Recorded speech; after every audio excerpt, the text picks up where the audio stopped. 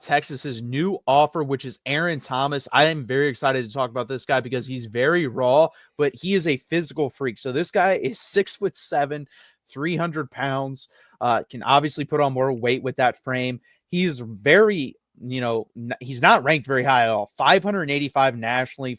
He's according to 247. He's the 50th offensive tackle, and he's the 16th best player in the state of Arizona. I think he's definitely going to climb up the rankings because there's just too much raw ability there. What do you think about him, Gerald? Yeah, you know what's really funny is this feels a lot like Kelvin Banks and Cam Williams with Felix Ojo, and now with Aaron Thomas, where there's this guy who's a surefire 5-star day one starter, and then a guy who's a bit of a project, right? And they both worked out really well for Texas as bookends. Like you cannot teach 6'7". Like there's no two ways around it. 6'7", 300 pounds, really long wingspan for him. I think again, I keep coming back to the Cam Williams thing, right? The opposite problem with Cam Williams. Cam Williams, his knock coming out of high school was like, will he get down to a healthy playing weight? Will he get down to where he needs to be? And I think for Aaron Thomas, it's the opposite problem, right? Will he be able to play as well at 320, 330, where he probably needs to be that right tackle for whatever team he's on? But ultimately, he's a guy with a longer development curve. And it's really like, if you go watch his tape, it's really hard to judge him because he's just so much bigger than everybody else. And he's honestly like the best player on the field on both teams that aren't that great, right? So like, it's hard to judge what he's doing. But again, you cannot teach size. 6'7", 300 pounds, decent feet on him, right? Able to move. When you've got somebody who's that big, that tall, and could still like walk without tripping over their own 2 feet, it's somebody that you want to get in. Kyle Flood likes these kinds of like, pieces of clay that he can mold into his own image. And you cannot get any hashtag bigger humans than 6'7", 300. No, 100%. I mean, I think it's funny. Nick Brooks came into Texas. I think he was 6'7", but he weighed 355, 360 pounds. We're like, okay, he's got to lose weight. And I believe he has dropped like 15 pounds. And then we look at Aaron Thomas, and it's the complete opposite. Like, he needs to put on at least 25 pounds, 25 good solid pounds, and he's probably going to grow. He'll probably end up being like 6'8" if he comes to Texas. And then imagine 6'8", 330 offensive tackle with, like you said, super long arms. His dad is a former college football player as well at Florida State. So I think that's really cool too. When you get guys like that, obviously when their parents played, you kind of know what to expect as a kid of a athlete at that level. So I think that's really important as well. And like you said, he's a natural athlete. He moves very well for his size. I actually think he might move better than Cam Williams. Cam Williams did play basketball, but I think this guy moves better. And it's the weight thing. Let's be honest here. Cam Williams came to Texas, 370 pounds, and he's down to like 325, I think, now in the NFL, 330. Yeah. So if he would have come into Texas, I think, honestly, that is a really good comp if he would have come in with that weight. He's super aggressive, and obviously that is something Kyle Flood loves. Like, if you look at his history, he loves guys, play to the echo of the whistle, as they say. You may hear it still ringing, but you're still playing until you don't hear it at all.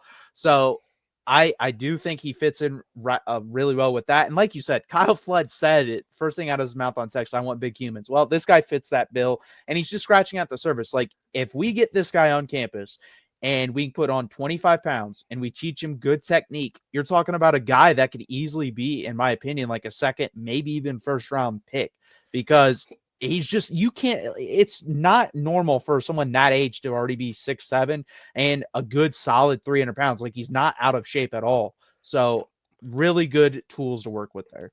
Yeah, he'll be draftable based on attributes, right? If he comes to Texas and doesn't get any better, which I don't think would happen, right? He's draftable based upon height, weight, wingspan, and like foot movement, right? Like, those are the things that would get him drafted regardless. So now if you take those kind of physical tools that need some development, right? I'm not going to lie and say like he's already coming to Texas finished product. He needs to develop. He needs to add some technique. I think he's one of those kids that, like, I'm just so much bigger than everybody else. I can just win without having to be technically sound. But when you get to this level, everybody's that guy, right? Everybody is that dude from their high school. So having to layer that technique on top is going to be not a question, but like, that's the really thing. Is like, will he have enough time? Will he be able to develop? That development curve is going to be a little bit longer. But again, I keep saying it, I keep coming back to it. You cannot teach 6'7". You cannot teach 300 that can move like he can. If you got those two things, I trust Kyle Flood to teach anybody how to do anything on the offensive line. No, 100%. I mean, He's done well with everyone we've put in front of him, so I think he'd do well with this guy.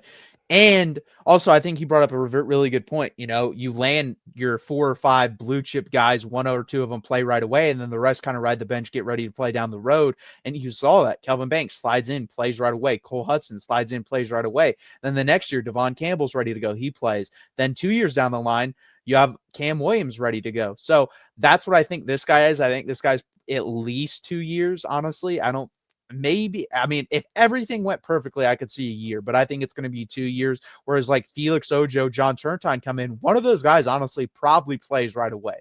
So I agree. If they can land a 2022 type class, which I said that would be my goal in this class, I think that's a very important class to do that. I think if you can get like Felix Ojo, John Turntine, and then 1 or 2 guys, and you already basically have one. Max Wright is this type of guy. He's 6'8" and he weighs like 310 pounds. So there's your 2 developmental guys, and then you get 4 or 5 more guys that are more ready to play. Yeah, and if they come on campus any better than 2 years to develop as an, like when you think about offensive linemen, right? If they come to campus ready to play any sooner than 2 years, that's found money, right? Most offensive line coaches don't expect guys to be able to play as a freshman or sophomore, right? They expect them to be there redshirt sophomore or junior years, rip roaring and ready to go. So guys like Kelvin Banks, it's found money, right? Guys like Cole Hudson, found money, right? You don't expect them to come in and be able to play year one. And so, you know, this having a longer development curve as an offensive line isn't a bad thing because everybody is that. There's a difference between being 18 and 20. It just is what it is, right? So having those guys that need those extra years on the offensive line, it's a great thing in my book. Yeah, and with the Pancake Factory and everything, you're able to keep guys like that. Like we've only had 1 guy transfer out of like all these classes since the 2022 class on the offensive line. So they've done a really good job of keeping these guys developmenting, or putting in their development behind the scenes and then able to step in and play. And we'll see that this year. This is kind of like the end cycle of those guys. We'll see how Zeno and all those guys play at the offensive line position. So excited to see that, and excited if we can land this guy. Obviously, we just got into late to this, but he doesn't really have that many big offers. So I think we have a pretty decent shot here with him. Yeah, it's it feels like one of those spots where Texas is okay to get in late. You know, they have to evaluate, they have to get him on campus and talk to him. And I think he understood that.